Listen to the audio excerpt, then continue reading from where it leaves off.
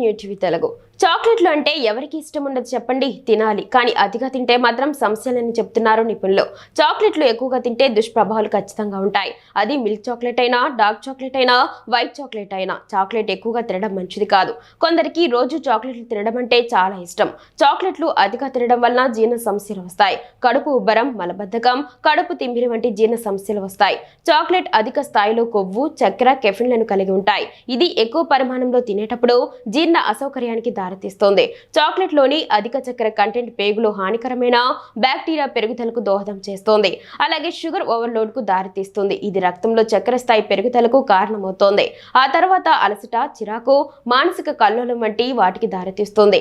అధికంగా చాక్లెట్ తినడం వల్ల గుండెపై ఒత్తిడి పెరిగి గుండె సంబంధిత సమస్యలు వచ్చే ప్రమాదం ఉంది.